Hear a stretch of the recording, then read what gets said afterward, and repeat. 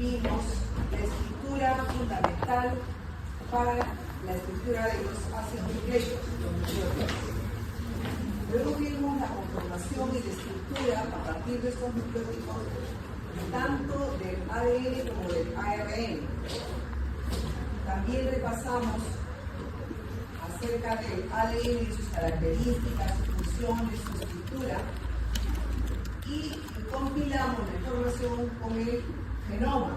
El genoma corresponde a todas las estructuras, todo lo que incluye los ácidos nucleicos, material genético. Ahora vamos a hablar sobre el código genético y vamos a adentrarnos a los métodos, a las técnicas que se utilizan para estudiar estas moléculas de la genética.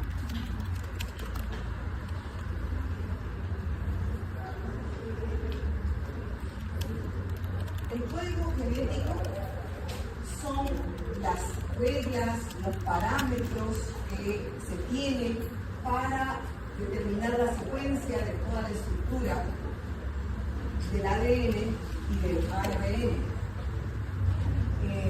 Determinan estas reglas la secuencia de los aminoácidos para la conformación, para la síntesis de las proteínas. ¿Cuál es la característica? La característica está relacionada a la estructura y a la función del ARN. El ARN tiene fragmentos denominados codones. Tienen un inicio y un fin que están destinados específicamente para la síntesis de proteínas específicas al codón que corresponde. Existe una serie de aminoácidos que conforman los codones, que significa la estructura de 3 aminoácidos, 3 moléculas para estar relacionada a la producción de un aminoácido. Estos codones tienen como función principal la relación a la producción de las proteínas. Están relacionados también estos codones a la evolución, la herencia evolutiva, vale decir que ya están determinados en esa estructura. La clase anterior vimos las características, la estructura del ADN, el ácido desoxirribonucleico. En esta clase vamos a ver las estructuras, las características, las funciones del ácido ribonucleico. Algo ya lo hemos mencionado cuando hemos hablado de la replicación del ADN. Entonces, esta célula, este ácido ribonucleico tiene muchas funciones, varias funciones, porque hay varios tipos de ARN.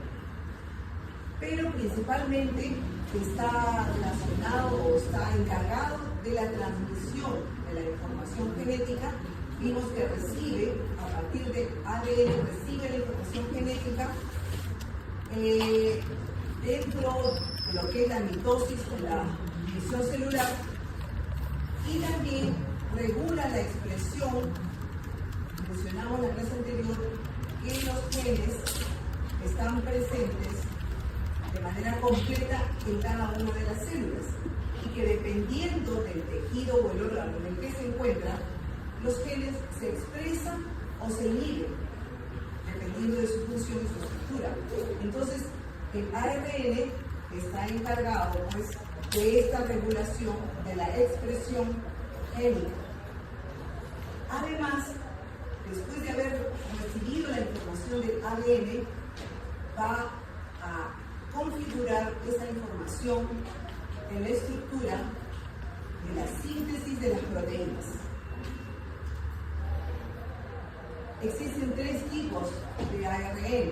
El ARN mensajero, que es el que ayer hemos mencionado, o la clase anterior hemos mencionado, es el que recibe, pues, la información genética y que la recibe obviamente en el núcleo. La que va a transportar, esa es la molécula que va a transportar esta información hacia el citoplasma, hacia el ribosoma, para la síntesis de las proteínas.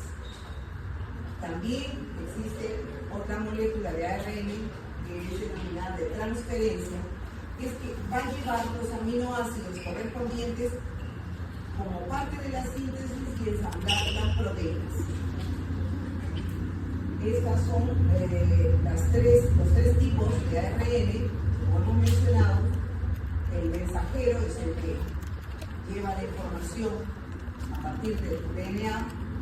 El de transferencia la transporta hacia la formación para la producción de proteínas, y el ARN ribosomal forma parte de los ribosomas, que es en donde se va a producir este mecanismo. Esta es una lámina que sintetiza todo el proceso de la replicación, desde los procesos que se realizan en el núcleo y luego los procesos que continúan para realizarse en el citoplasma.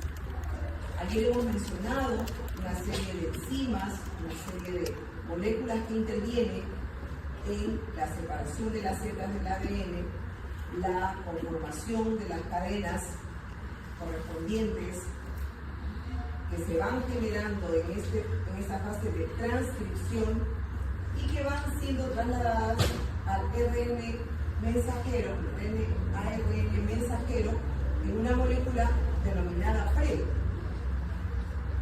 Esta molécula es la que va a transportar, en el transporte va a sufrir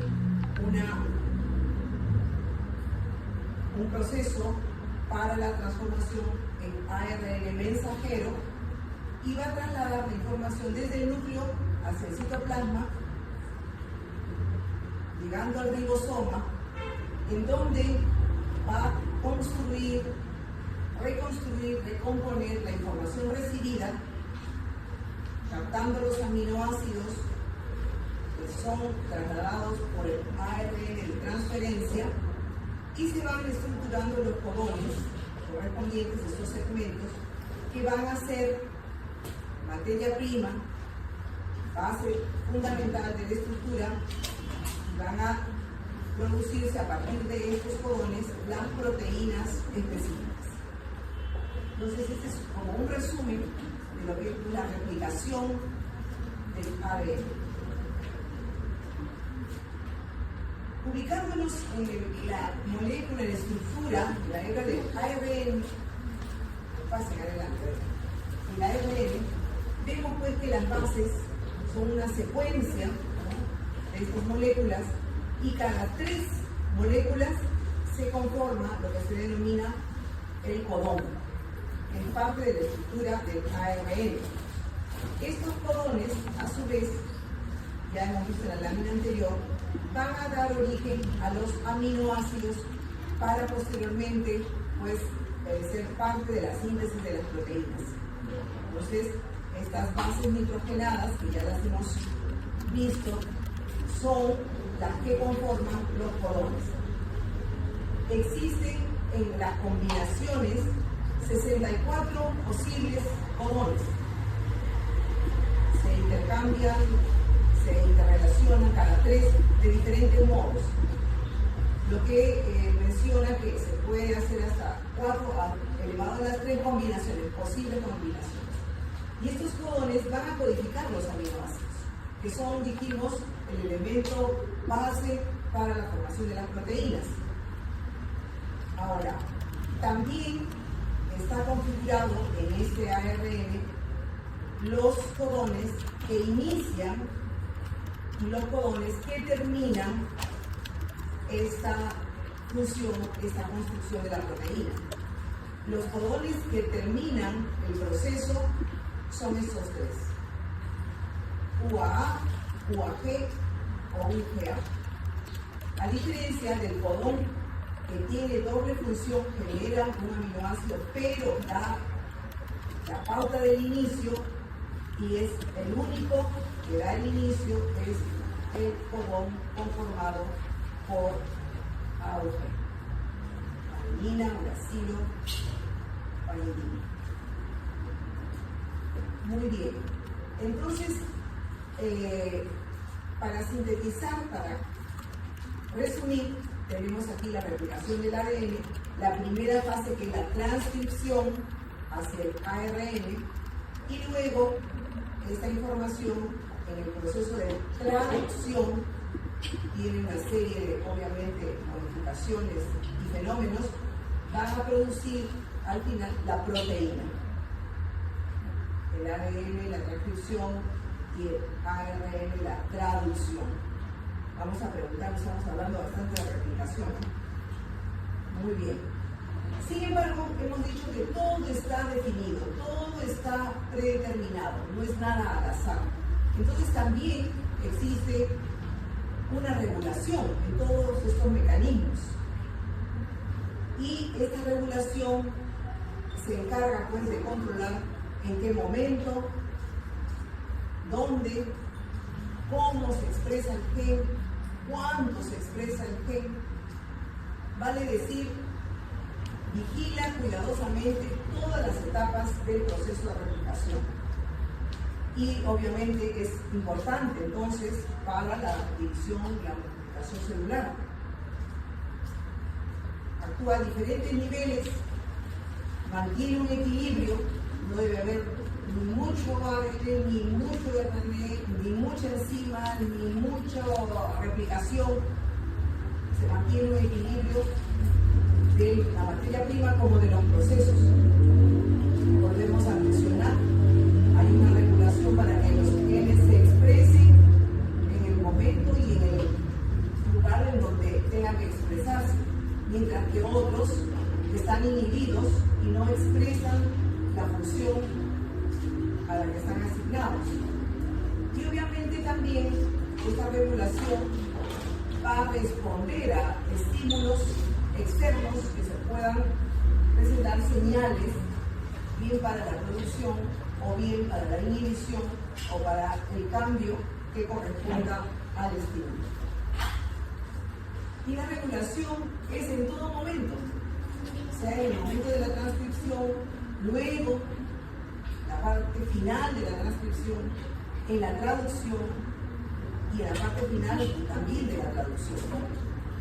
Entonces, la transcripción, como ya hemos mencionado, se regula el inicio y el fin de la copia que se va a entregar al ARN a partir del ADN y de las características, obviamente, de expresión de estos genes, de esta información. Regula también parte del transporte que va a ejercer el ARN en el citoplasma, cuida que no se destruya, que se mantenga tal cual con la información valiosa que está transmitiendo, que está transportando, para llegar a la etapa de la traducción y que vigila, regula a cuánta velocidad o dependiendo de la necesidad, si se inhibe y si este proceso de la formación de las proteínas se está realizando de manera adecuada. Y en la parte final de esta síntesis de las proteínas, vigila, regula si es que las proteínas van a sufrir algún mecanismo adicional, como por ejemplo una fosforilación o algún nivel de degradación o la función de esta enzima en relación a la actividad enzimática. Entonces, como ven, todo el proceso está vigilado y regulado claramente. Cuando hablamos del ciclo celular y hablamos pues de la división celular, el ciclo de la división celular, existen también, como parte de esta regulación, genes específicos que están promoviendo la división y genes específicos que están suprimiendo, están deteniendo este ciclo celular. Los genes que están relacionados a promover la división celular tienen relación con proteínas y enzimas. Proteínas como las ciclinas, y enzimas como algunas quinasas, pero que dependen de las ciclinas. Entonces acá tenemos que los proto-oncogenes son los genes que están actuando de manera estándar, de manera adecuada para regular el crecimiento y la división celular. Sin embargo, pueden alterarse, como hemos mencionado en la clase anterior, pueden haber mutaciones y estas mutaciones pueden lograr un cambio en estos proto-oncogenes de manera que se transforma en un oncogen. Ese oncogen va a actuar de manera desordenada, de manera distinta al estándar del proto-oncogen, de tal manera que como resultado puede incluso llegar a estimular la producción de un cáncer. Como dijimos, están relacionados estas moléculas con este proto-oncogen con dos moléculas. Las ciclinas, que son unas proteínas que regulan los cambios de concentración del funcionamiento de estos proto-oncogenes de manera cíclica, o sea, en cada ciclo. Y son también esenciales para activar esa enzima, la quinasa dependiente de las ciclinas. Se actúan en conjunto.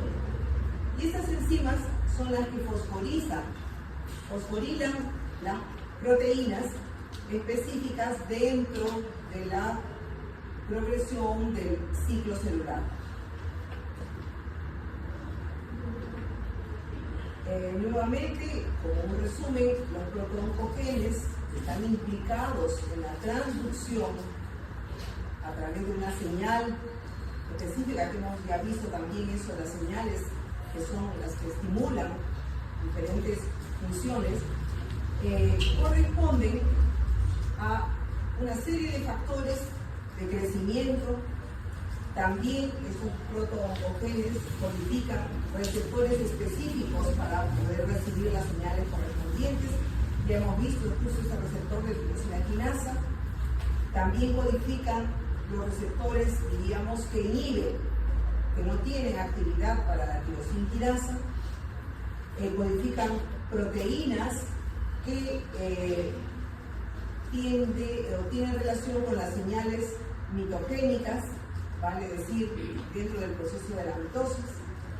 Codifican también proteínas que tienen la función específica en la transducción del ADN para el traslado de la información.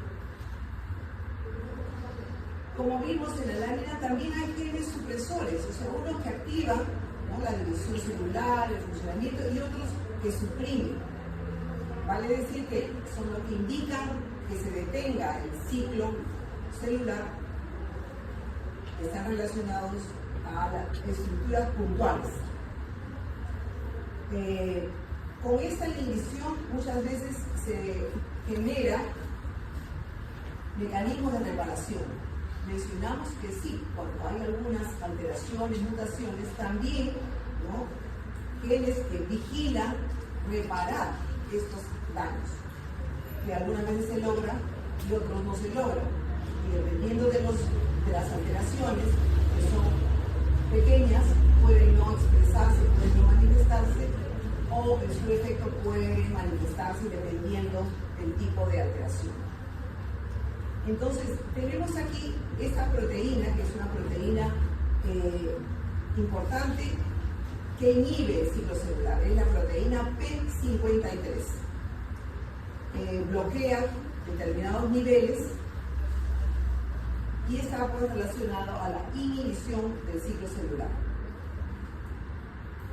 Tenemos este gen RB que está relacionado al retinoblastoma, un tumor ocular que se presenta en niños y que obviamente normalmente los genes supresores suprimen, detienen su expresión, que es la generación del tumor ocular.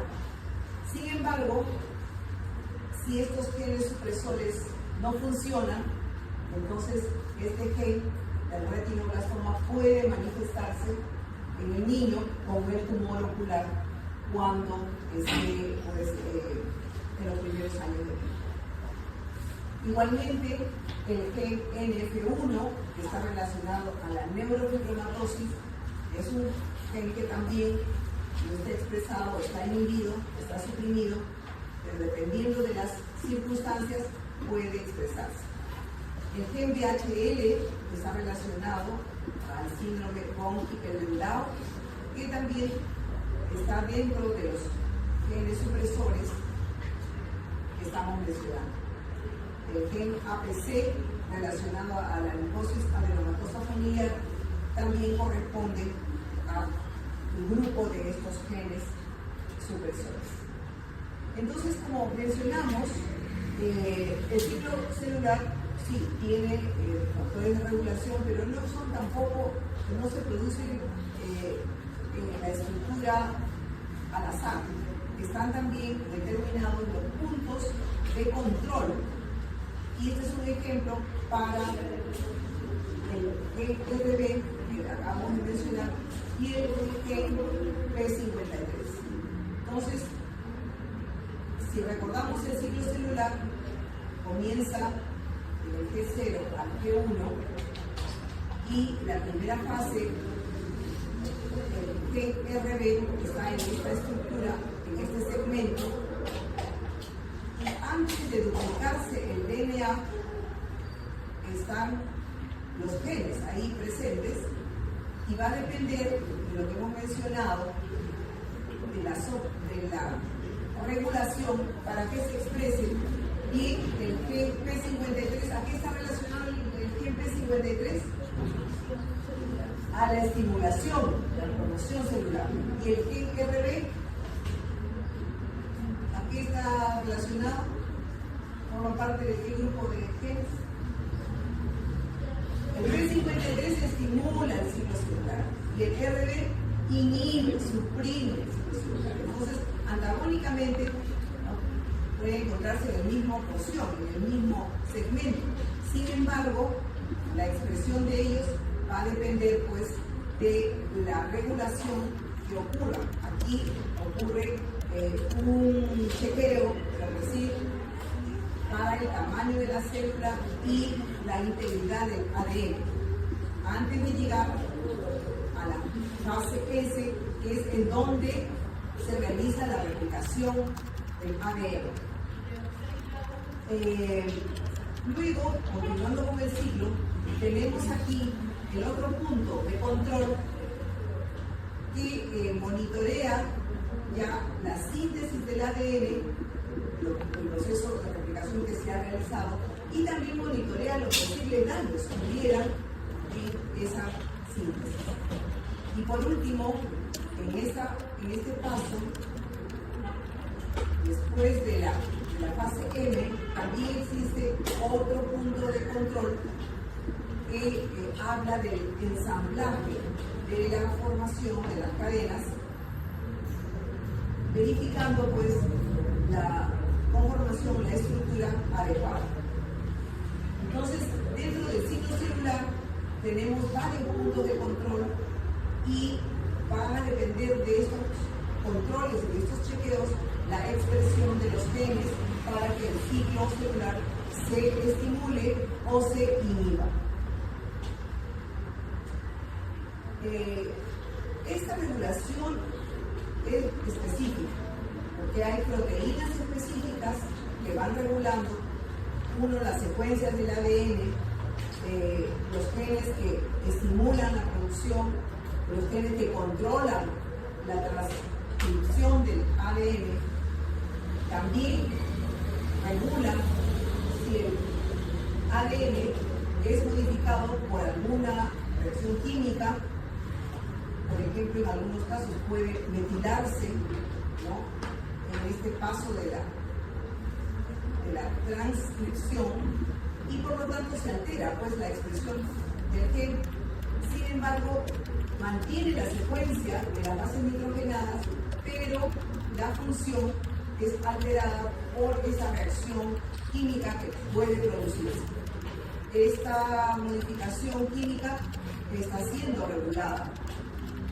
También existen estructuras, fragmentos de ARN pequeños que pueden interferir dentro ya de la etapa de la traducción o del transporte de la información genética en el ARN.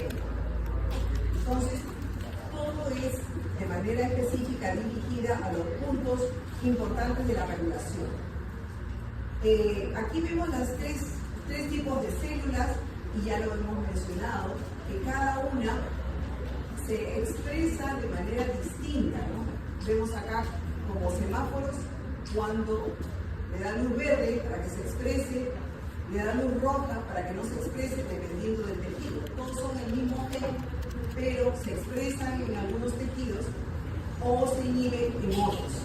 Entonces, el mismo gen, por localización anatómica, hemos mencionado que en todas las células tenemos los mismos genes, los mismos cromosomas, sin embargo, la expresión de la función es distinta dependiendo del tejido. Nuevamente, volvemos a repasar los mecanismos, cómo es que se produce esta regulación. En la etapa de la transcripción se controla desde que el gen se transcribe o no, este gen se va a transcribir o no. Y también va a tenerse un control, una regulación para la activación o el bloqueo del ARN polimerasa. Es la que va chequeando también si va a formarse nuevas estructuras o se va a inhibir las mismas. Está relacionado a la expresión, lo hemos ya dicho anteriormente.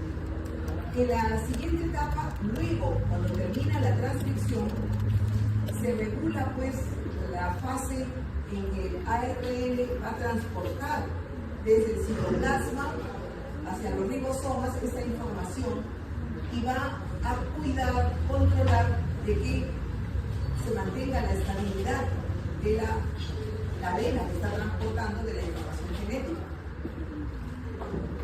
En la etapa en que el ARN va a ordenar la información para formar o sintetizar la proteína, también existe un control.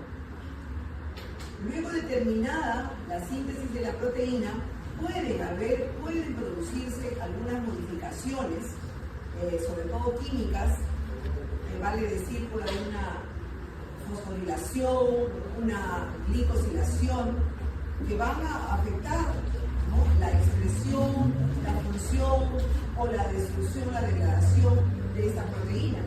Todo ello es controlado en esta etapa. Además, existen proteínas reguladoras que se unen específicamente a una secuencia de ADN para controlar esta etapa de la transcripción. También hemos mencionado los ARN pequeños, ¿no?, que se unen al ARN mensajero. La función casi de todos estos controles es que el producto final, que es la expresión, la ubicación, el funcionamiento, se ve dentro de lo establecido, no hay fallas ni modificaciones. Y también los cambios epigenéticos que tienen que ver con las alteraciones químicas del ADN o de las histonas deben mantenerse en la misma secuencia para que la transcripción de dicho ADN se realice de manera correcta. Entonces, vemos que hay un control muy minucioso, muy preciso en las diferentes etapas del proceso de la duplicación del ADN. Ahora, ¿qué factores influyen? ¿Qué factores intervienen en esta regulación? Las modificaciones epigenéticas, vale decir, modificaciones químicas en la estructura que ya van a interferir con la expresión del gen determinado. También las proteínas reguladoras que las hemos mencionado, ¿no? Son proteínas específicas del ADN que activan o reprimen o inhiben este proceso de transcripción. También hay proteínas que van a regular la transcripción en los genes específicos y que están unidas al ADN, vigilando, controlando, regulando este proceso.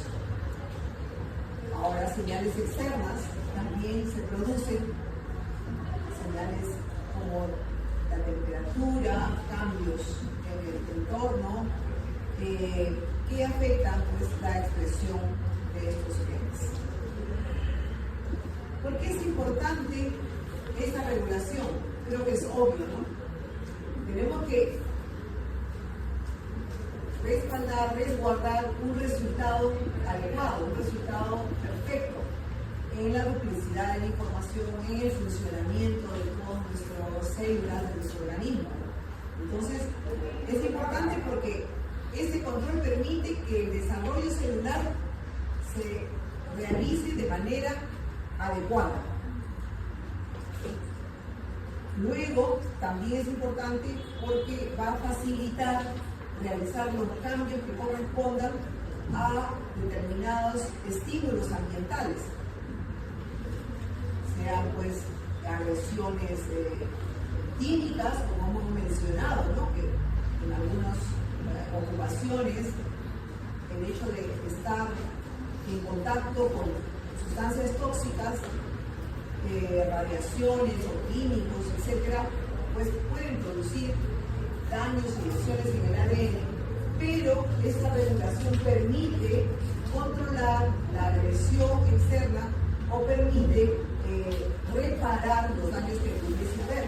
Sin embargo, también hemos mencionado que hay momentos en que el daño o la lesión sobrepasa esta capacidad y se presenta lo que hemos mencionado, por ejemplo, un tumor de cáncer. Y también esta regulación es importante porque cuando falla la regulación, cambia nuestro estado de salud a enfermedad. Cuando la regulación está sobrepasada, se genera un cáncer. Y con este desequilibrio ya estamos hablando pues, de patologías que no han podido ser controladas en la regulación. Fíjense nada más del ciclo celular, en la replicación del ADN, en la transferencia de la información genética o en el transporte o en la producción de las proteínas. Entonces, por eso, esta regulación que está establecida, está diseñada de esa manera, es importante. Vamos ahora a adentrarnos, ahora que ya tenemos la información del ADN, del ARN, del genoma en general, vamos a ver qué técnicas de estudio existen para poder llegar a los diagnósticos y poder llegar al conocimiento de lo que está pasando a este nivel. ¿Qué técnica es la que han estado viendo en el laboratorio de manera muy frecuente para la determinación de bilirrubina, de proteínas, de glucosa, de lípidos? ¿Qué técnicas es la que hemos empleado en los laboratorios? Muy bien, la espectrofotometría es la que hemos utilizado, ¿no? Para estudiar las moléculas comunes de carbohidratos, de lípidos, etcétera, las enzimas. Pero para el estudio molecular necesitamos otras técnicas distintas, otras técnicas diferentes, que a lo largo del tiempo han ido evolucionando, han ido mejorando. Al inicio estas técnicas eran muy engorrosas, muy complejas, se necesitaban ambientes muy especiales, materiales muy especiales, pero se ha ido perfeccionando. Vamos a hacer un repaso de las técnicas más comunes y que algunas todavía están en uso, otras ya se han modificado. Vamos a empezar con la reacción en cadena de la polimerasa, PCR. hay que diferenciar bien porque cuando hablamos también de inflamación, hay una molécula que pedimos, es un examen relativamente al alcance al paciente para saber si hay una inflamación orgánica y de repente qué tanta inflamación tiene esta persona. Pedimos PCR, pero ese PCR es distinto a este, que es una técnica para estudio molecular, que es la reacción en cadena de la polimerasa. Entonces, este nombre va acompañado de lo que queremos estudiar. Por ejemplo, se emplea esta técnica para detectar el HIV. Entonces, PCR para HIV, PCR para evaluar el gen de resistencia a la isoniazida en el tratamiento de la tuberculosis. Pues si ponemos nada más que PCR, posiblemente le van a procesar al paciente la prueba que va a determinar nada más el nivel de inflamación que tiene ese organismo. Entonces tenemos que determinar e indicar esa técnica para qué la queremos que se estudie. Entonces, ¿en qué consiste esa técnica? Esta técnica consiste en amplificar determinadas regiones del ADN, que son regiones conocidas, para detectar, determinar la presencia de ese ADN que nosotros queremos. Y la técnica sirve pues para cantidades mínimas y pequeñas obtener cantidades muy grandes que aseguren de manera comparativa el diagnóstico que estamos buscando. Para ello utilizamos un aparatito que se llama el termociclador, que ha ido evolucionando en el tiempo. Anteriormente era muy grande, muy manual, pero como digo, ha mejorado la técnica y consiste en obtener una muestra celular. Principalmente necesitamos una célula, porque la célula vamos a obtener el ADN.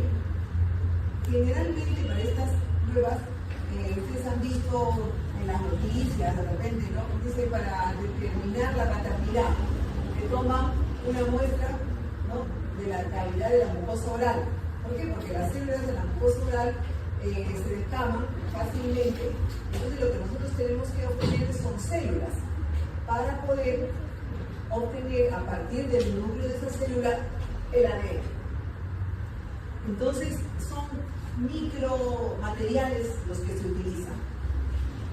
Luego que tenemos esa muestra, vamos a colocar en un tubo especial con un líquido, un diluyente especial, y colocado en el aparato, en primer momento hay un calentamiento a una temperatura determinada para desnaturalizar el ADN. ¿Qué significa desnaturalizar el ADN? Es romper la célula y separar las hebras del ADN en las dos cadenas que ya hemos visto.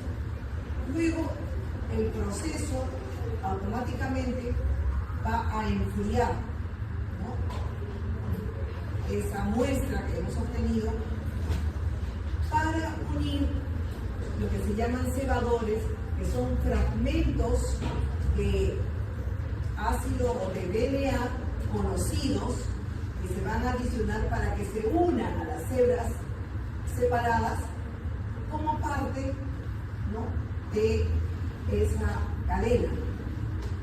Posteriormente, el proceso continúa, tiene determinados momentos y a adicionar determinados reactivos, comienza con la polimerasa a crecer, a multiplicarse esas hebras que están compuestas por el ADN de la persona o de la muestra que queremos analizar y fragmento de ADN sintético, llamemos así, que es un cebador, que es el que conocemos y el que estamos buscando, si corresponde se va a unir y va a comenzar a multiplicarse. Se repiten esos ciclos de calentamiento y enfriamiento de manera progresiva para obtener lo que se llaman copias de ADN, tantas como podamos visualizar, observar en la muestra. Principales procesos: la desnaturalización por la alta temperatura, la adición de los cebadores y la extensión o la multiplicación de las células. Si nosotros queremos estudiar, por ejemplo, de la paternidad, vamos a generar los fragmentos de ADN que vamos a buscar desde el padre. La paternidad es lo que más se busca, y el ADN del niño, en este caso, es coleccionado, es tratado con esta solución dentro de la toma de la muestra. En el equipo vamos a adicionar un fragmento del ADN del padre. Si hay similitud, concordancia, ese fragmento se va a unir al fragmento que estamos estudiando. Pero si no encuentra ningún fragmento similar, no hay ninguna unión. Entonces, en esta reacción, nosotros vamos a decir, ¿es el padre o no es el padre? La fracción de ácidos nucleicos que se adiciona es la fracción conocida que nosotros queremos buscar en el ADN, pues, de la célula que corresponda, de la persona que corresponda, para determinar la presencia o no de lo que estamos buscando. Entonces, aquí tenemos el ejemplo, ¿no?, de la secuencia del ADN que vamos a buscar. Este es el fragmento que vamos a adicionar, y la polimerasa que también interviene. Luego de separadas las hebras, se acopla el cebador, o primer también se llama, se denomina. Si corresponde, obviamente que se va a acoplar muy bien.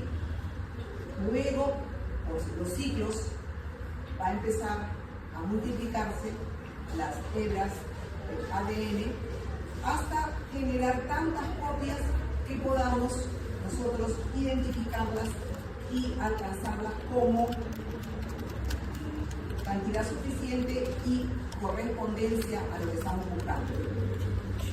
Normalmente estos equipos tienen plataformas ya programadas que leen, ¿no?, la cantidad de ADN, la concordancia de la muestra problema, del ADN de la muestra problema y del cebador que nosotros hemos utilizado, que estamos buscando, para confirmar lo que estamos estudiando. Entonces, con millones de copias, porque se siguen copiando de tal estructura, es que nosotros vamos a poder, de cantidades mínimas de ADN, la multiplicación, la replicación de estas moléculas, vamos a poder llegar a un resultado. Este procedimiento nos da información de que había o no había el ADN que estamos buscando. Ha progresado esa metodología y se ha transformado, se le ha adicionado la facilidad de decirnos de manera cuantitativa cuánto se ha multiplicado estos fragmentos.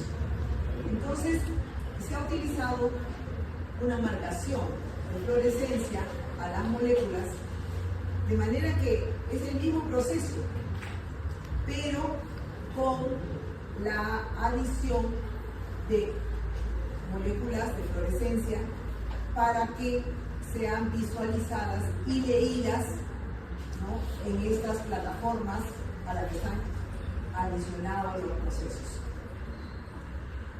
Además, la información que se va grabando en estas plataformas en el momento en que se van produciendo las reacciones, las va registrando para luego transformarlas en curvas que nos designan, nos muestran qué tan concordantes fueron esos acoplamientos de los fragmentos y cuánto de ese acoplamiento correspondió a la prueba. Entonces, se generan este tipo de curvas y que a mayor número de copias en el gen o en el fragmento de ADN que estamos estudiando en la muestra, va obviamente a tener necesidad de utilizar menos ciclos, porque tenemos ya muchas copias, no necesitamos muchos ciclos para detectar la fluorescencia. Son programas, plataformas ya estructuradas que van registrando los procesos que hemos mencionado. ¿Para qué son útiles estos procesos? Para criminalística, ¿no? Se toma, la mujer fue violada y fue muerta, se toma el semen del posible criminal, se toma la muestra de la mujer y se busca en la mujer el posible gen del criminal que determine que sí, él es el hombre que mató a la mujer y la violó. Entonces, es la comparación, en este caso, de la estructura genética de la víctima y del agresor o del homicida, que nos permite, pues, dar con certeza la identificación de los individuos relacionados a crímenes. Bueno, para la investigación científica, la investigación sigue avanzando, entonces hay una serie de estudios para enfermedades genéticas y se utilizan pues ya el material genético, que es, diríamos, lo más seguro de información cierta respecto a, obviamente, el material genético de lo que estamos estudiando, para identificar las mutaciones y las diferentes alteraciones que pudieran haber en la enfermedad que se está estudiando. Nos permite, pues, como hemos visto, se replican por los ciclos cantidades, ¿no?, de fragmentos de este ADN y nos va a dar, pues, información dependiendo de lo que nuestro estudio corresponde. Si obtenemos más ADN para lo que necesitemos, bienvenido sea. Y también, pues, para diagnóstico médico. Les di el ejemplo que, por ejemplo, a través del estudio del ADN detectamos cantidades mínimas de bacterias, de virus que pudiesen estar produciendo una infección, ya que los cultivos tienen la capacidad de recuperar y de multiplicarse, pero en cantidades significativas, a diferencia que en estos procedimientos no interesa, por ejemplo, que los microorganismos estén vivos o muertos, ¿no? Porque podemos estudiar el material genético para determinar la presencia de una bacteria, un virus en un individuo X.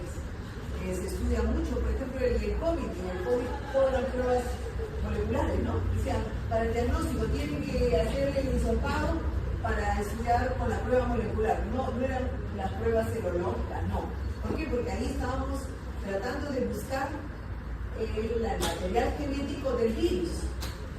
Normalmente, en la primera fase del COVID, muchos pacientes eran realmente asintomáticos o tenían muy pequeña, o recién estaba comenzando la infección, entonces había muy pequeña cantidad de virus en el organismo que no se podía detectar.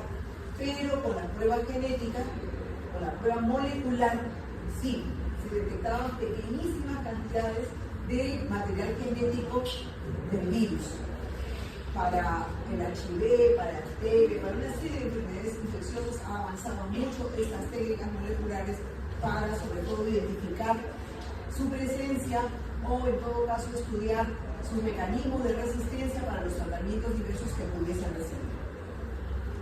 Otro método que también se empleaba para el estudio del material genético era la electrofluorescencia en fiebre. algo parecido a lo que hemos hecho en alguna práctica de laboratorio, ¿no?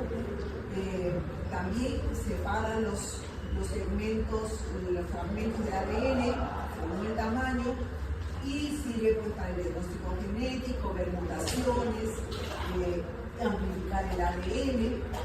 Sin embargo, es una prueba cualitativa, o sea, dice hay o no hay solamente. Esta es una plataforma que está unido a una caja, ¿no?, eléctrica. Se colocan las muestras en estos pocillos. Se aplica la energía eléctrica y van a desdobrarse las moléculas y van a migrar, ¿no?, de manera que después con un revelador vamos a observar la migración de estas bandas y siempre alguno de ellos es como la banda patrón, la banda estándar, que comparativamente vamos a ver si corresponde o no a lo que estamos estudiando. El gel que se utiliza en esta plataforma generalmente es el gel de agarosa. Tiene pues aplicaciones diagnósticas sobre todo, pero ya con el PCR ha sido pues desplazado. El PCR tiene bondades y tiene la tecnología más puntual y específica. Estos genes se visualizan, como hemos mencionado, ¿no?, con la revelación de esta electroforesis y, como les dije, son estudios cualitativos, nada más no determina hay o no hay. ¿Cuál es una prueba que, diríamos, es la que en la mayoría de los casos se apunta? Es el PCR, no hay información. Sin embargo, la secuenciación, como su nombre lo indica, ya es el proceso en el que se va a descomponer la estructura del ADN para identificar cuál es la secuencia de las bases nitrogenadas que conforman esas células de ADN. Entonces, ya conociendo las secuencias vamos a poder determinar las mutaciones. Recuerdan que vimos que había mutaciones porque se agregaba una base más o se omitía una o etcétera, o se cambiaba de posición, ¿no? Hay una serie de posibilidades. Con esa secuenciación que se repasan, ¿no?, la secuencia de las bases, es que se va con mayor precisión, se va a dar pues una información. Hay dos tipos que han ido también igualmente con estas tecnologías progresando en el tiempo. La secuenciación Sanger era la de las primeras, y ahora ya una secuenciación que incluso se llama de nueva generación. Se llama generación porque cambian de una versión a otra. Es como los teléfonos, ¿no? Nuestros teléfonos, ya la versión 15 ya pasó, ahora ya es la 20 y así. Igualmente aquí, tanto las plataformas que sirven para presentar o guardar la información y analizar la información van cambiando de versión. Y la tecnología misma va empleando otros materiales, otros sistemas para mejorar la técnica, en este caso del procesamiento para determinar la secuencia de, y como su nombre lo indica, de las bases. El método Sanger es el método anterior, es digamos el primer método, ¿no?, que utilizaba nucleótidos modificados para cortar la síntesis del ADN y luego leer pues y ver que la estructura, cuáles eran los nucleótidos que lo componían, o las bases nitrogenadas que componían ese fragmento. Sin embargo, en la metodología o en la versión, digamos, moderna, ya son estas técnicas automatizadas. Ya no hay intervención solamente de poner la muestra y ya los equipos hacen casi todo, ¿no? Y obviamente obtienen mucha información acerca de los millones de nucleótidos que hay en un fragmento de ADN. Estos proyectos pues, es para estudiar grandes cantidades de muestras a gran escala y para estudios completos y bastante, diríamos, o de investigación, ¿no? Entonces tiene un poco la base del PCR que utilizamos pues un primer, la banda del ADN ya desdoblada, utilizamos también una polimerasa y dependiendo de lo que estudiemos, utiliza las bases correspondientes, se le da un marcaje con fluorescencia y luego un equipo determinado nos da las gráficas en que nos indica cuál es la secuencia de las bases nitrogenadas de esa muestra o de ese ADN que estamos estudiando, ¿no? Aquí tenemos la marcación por fluorescencia de esos ribonucleótidos. Se somete también a una parte de microforesis y luego ya las gráficas que nos dan la información por, fíjense,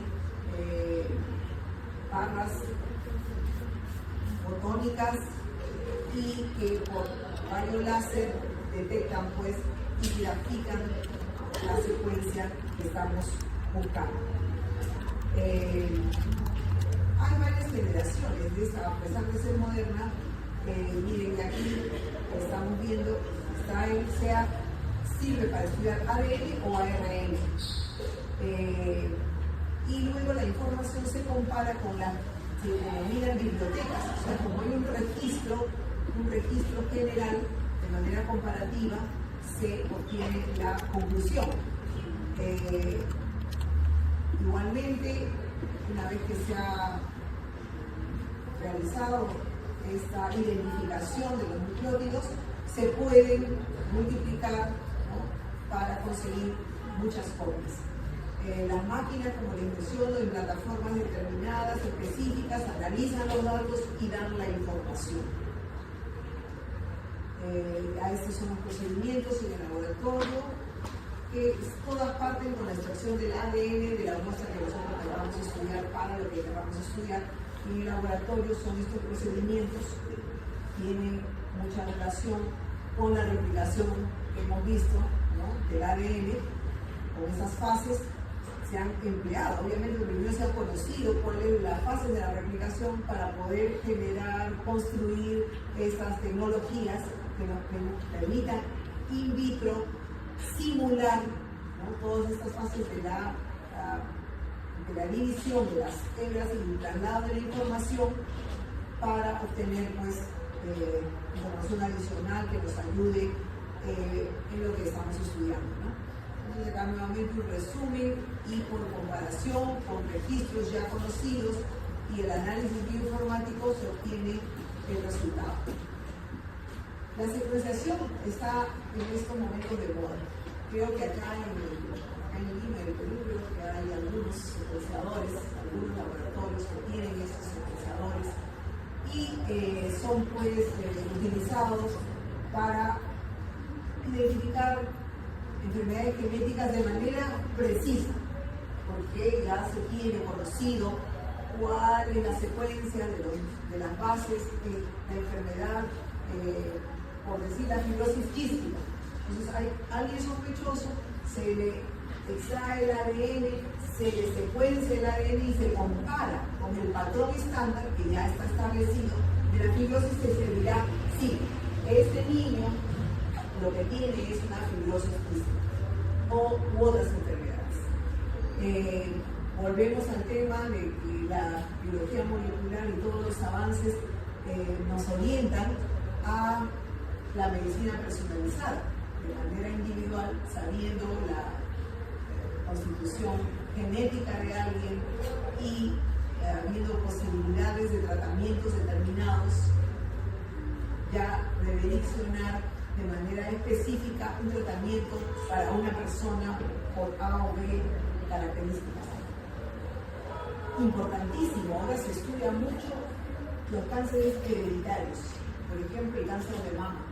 Si yo tuve mi mamá que tuvo cáncer de mama, mi abuelita también, tengo una hermana, una prima que tiene cáncer de mama, y yo soy una mujer joven, puedo hacer un estudio molecular para determinar si yo tengo un gen que a la larga me produzca el cáncer de mama. Antes todos los cánceres eran iguales, porque ahora hay tratamientos que cuando es el cáncer hereditario, hay tratamientos específicos que se pueden manejar, a diferencia de los cánceres, digamos, ocasionales, ¿no? Que pueden presentarse a cualquiera pasado una determinada edad, tienen otros tratamientos, ¿no? La expectativa de vida, cuando tienen un diagnóstico muy específico, como decirle, usted tiene un cáncer de mama hereditario, es muy diferente a un diagnóstico de cáncer de mama, pero de presentación esporádica, ¿no? General.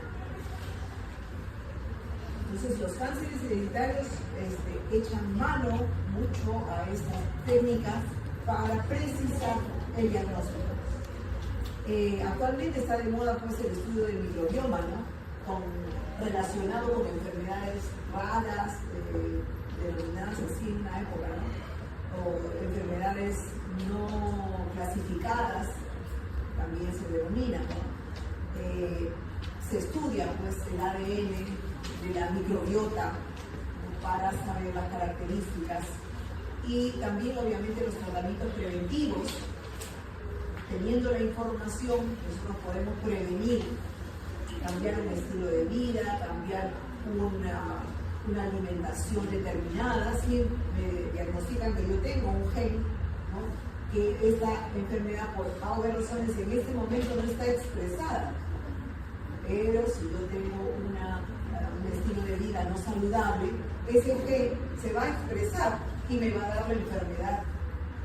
Entonces, conociendo estas enfermedades raras, podemos tomar medidas preventivas que mejoren, bloqueen, sigan inhibiendo, ¿no? Favorezcan esa inhibición de los genes y no se me exprese a lo largo de mi vida esa enfermedad. Obviamente que se está utilizando toda esta tecnología en investigación científica, porque como les he dicho desde un inicio, seguimos aprendiendo del funcionamiento de nuestro organismo. En biotecnología, la tecnología también se favorece en mejorar sus procesos, sus equipamientos, el uso de otras herramientas para la información. La medicina forense, ni qué decir, ¿no? Hemos mencionado un ejemplo, también se usa para agricultura, veterinaria, etc. Entonces, son técnicas que nos han facilitado y nos han mejorado enormemente la información respecto a una serie de aspectos de nuestra vida. Otra técnica es la hibridación del ADN. Esta técnica, una vez que se conoce una secuencia, digamos, estándar, se le acopla una secuencia complementaria. Hay dos tipos de técnicas en esta hibridación, que son microarrays y es FISH. El FISH usa fluorescencia y obviamente detecta los cromosomas, las secuencias complementarias. Y en el caso del microarrays se utiliza para ver variantes genéticas también, utilizando siempre esta complementariedad entre una sonda estándar conocida y una que vamos a estudiar. Sin embargo, el microarray nos permite estudiar también mayor cantidad de muestras utilizadas para grandes volúmenes de estudios. Y también tiene el uso de aplicaciones diagnósticas para detectar anomalías cromosómicas.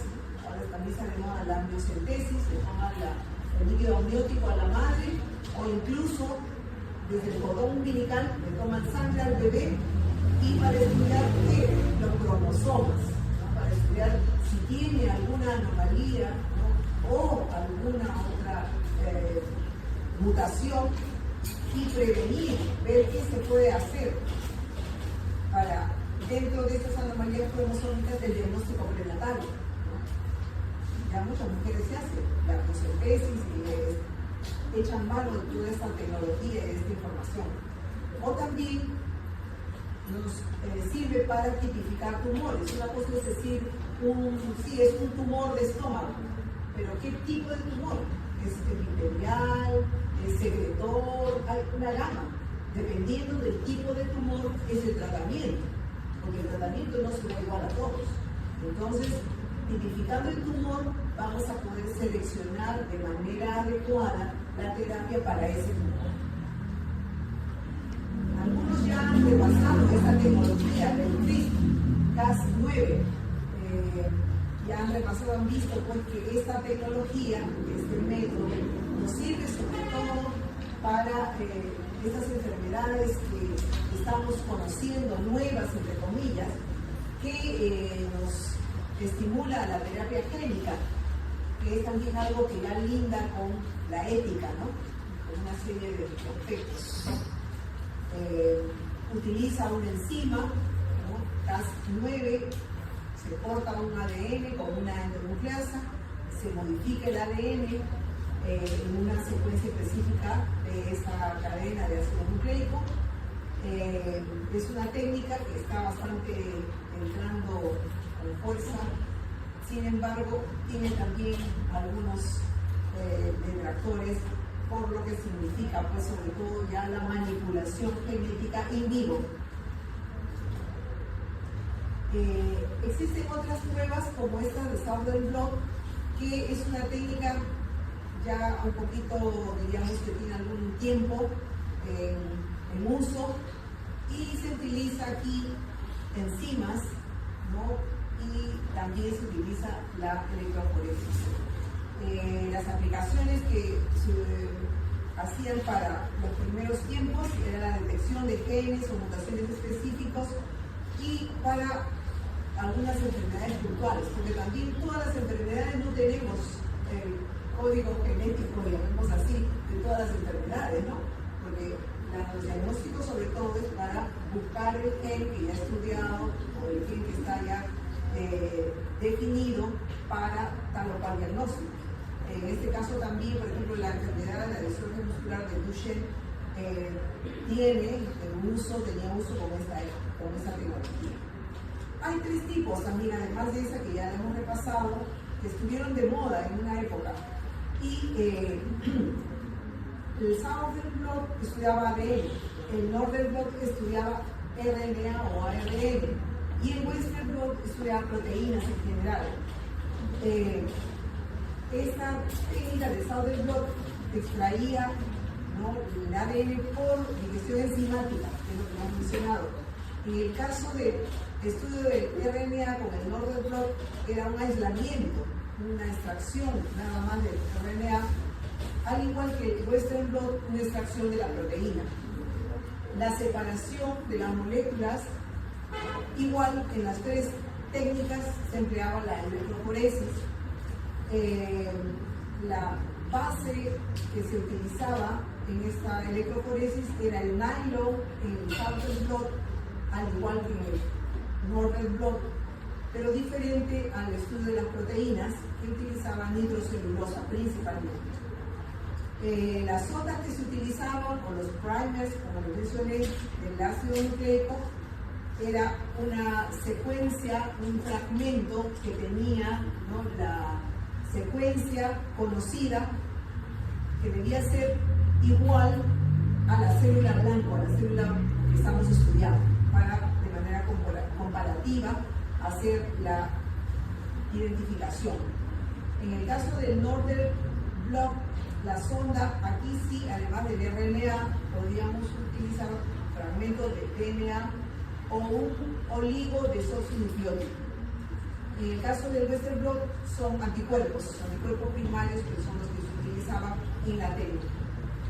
La zona marcadora del Southern Blot son las enzimas y radioisótopos, al igual que el estudio del RNA, también utilizaban enzimas con radioisótopos, y en el caso de las proteínas utilizaban enzimas solamente.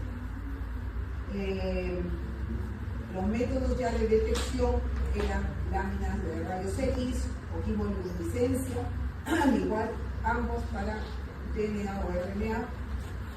En el caso del estudio de las proteínas, era con cámaras LED o láminas o también imágenes de infrarrojos. Entonces, algunas similitudes en el proceso de estas técnicas y algunas diferencias entre ellas. En general, volvemos a repasar las aplicaciones de todos estos métodos diagnósticos que hemos estado mencionando. Son las enfermedades infecciosas, con ellas ha avanzado mucho esta tecnología. Enfermedades genéticas también contribuyen enormemente el estudio de estas enfermedades. La oncología también es otra área que, diríamos, en la tecnología contribuye a la información valiosa para los tratamientos y los métodos de prevención. Medicina personalizada, que hemos mencionado. En la parte legal, forense, también se emplea mucho esa técnica y es obviamente precisa definir, pues, y resolver los casos de criminalística sobre todo, ¿no? Y también la prueba de paternidad que hemos mencionado también. Sin embargo, dentro de lo que es la estructura, pues, de los ácidos nucleicos, están esas estructuras, digamos, protegidas por unas nucleoproteínas o por unas proteínas que conforman la nucleoproteína, sea el ADN o el ARN. La proteína asociada, generalmente son las histonas, dan la estabilidad y también contribuyen a la regulación del material genético. Están presentes tanto en el ADN como en el ARN. Y esta nucleoproteína, pues, se asocia al ácido nucleico para darle la estructura y la estabilidad característica al material genético. Obviamente los tipos corresponden, pues, a las cadenas que hemos estudiado, el ADN y el RNA, el ADN y la proteína, parte de la cromatina en las células procariotas, que es las que tenemos, y el ARN más la proteína están, pues, los ribosomas, las telomerasas.